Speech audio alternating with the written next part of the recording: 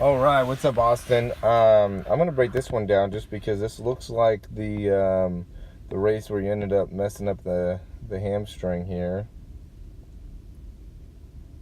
I like getting the full start too. So, one big thing here, and it looks like the start is a big area that you need to work on too. So, I'd spend a little bit more time on that because here, I mean, if you were even with him at the beginning, you would have, pulled away at the end. You definitely caught him there at the end.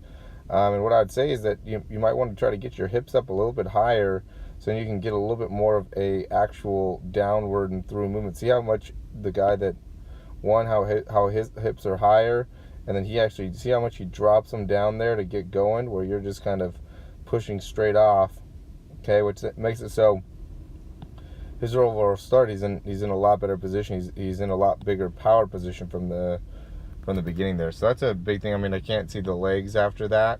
Maybe next time we'll go in and get a little bit more into the actual start, but we will break down what your foot contact time is here. Oh man, it's actually kind of hard to see that, huh? You just have too many freaking people that are just watching there. I don't like this video. Alright, I have the other one too. So look at this one. Sorry, false alarm. You do need to work on your start though. So we'll go here, and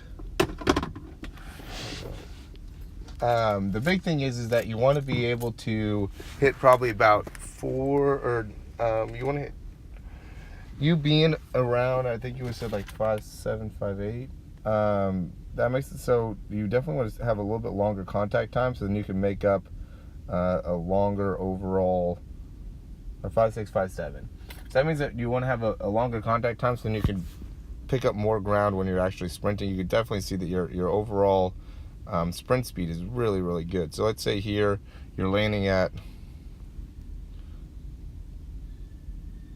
4.83, 8.3, okay, and you push back off at about 4.90. So I would say that you'd want to try to get a goal of closer to 0.11. That's what Tyson Gay gets, which makes it so then he could pick up much more overall ground. We'll see what your right one is. Boom, 5.06.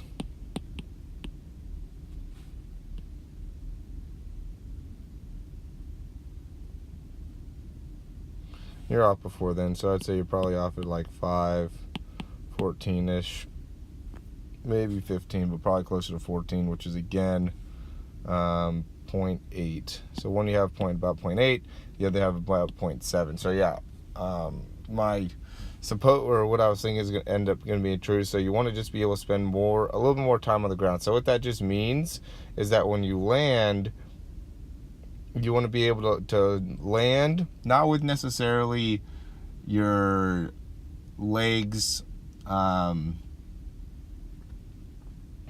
going to be the right way to put it? You want to land in a position to make it so you can maybe land on more of the outside. I wouldn't say land on the heels, so land on more of the outside part of the foot. Or when you land, you can kind of torque your leg, kind of rotate your leg to be able to push back off. I'm going to see if I can find some Tyson Gay footage here really quick.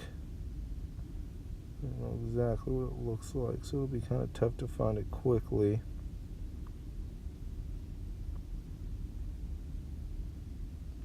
But the overall idea is going to be spending more time on the ground, which I already know you're going to be like, okay, sounds good. How do I do that? Which is why I say you definitely want to think about maybe keeping more of your weight on like the outside part of your foot. I want to see if this is it.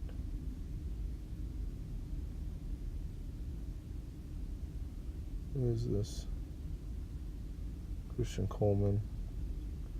Christian Coleman's pretty fast too.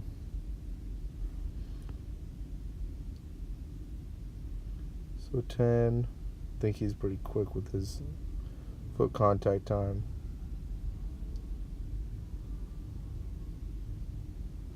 So the reason I like Tyson Gay is just because he's like the fastest guy that's at his size, right? And so because he's so fast, you know, just trying to be able to match that. And what he does is he just makes it so when he lands, he spends a little bit more time on the ground to just create more power, right? And by creating more power, then you can push off. So, you know, even if you just thought about when you're landing, not trying to push off the ground right away, but really trying to decelerate it and then be able to really create as much power off the ground and focusing more on generating force off the ground rather than just being quick, I think that'll be a huge turnaround in what your overall potential is going to be, just because that'll also allow you to really focus on being able to utilize the other leg, which the other leg should be,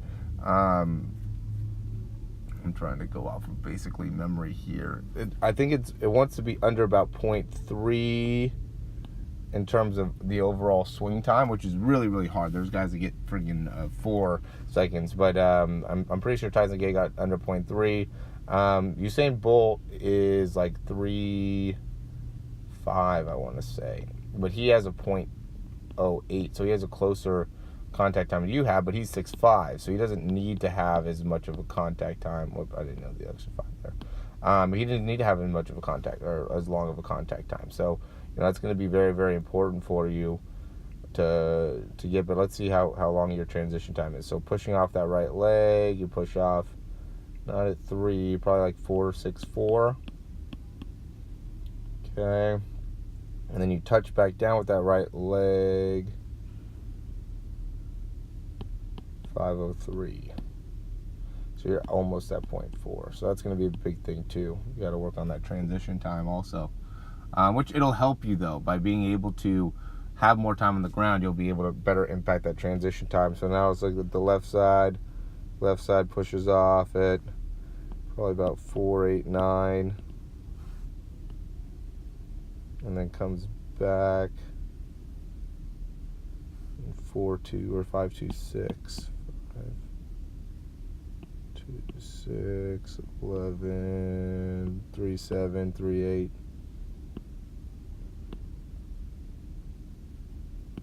This is what you got on the left side. And you're actually like 0.39 here.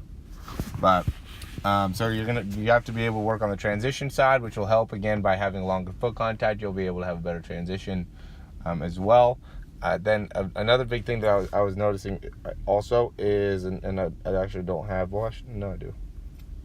I have the angle for this. When you're using your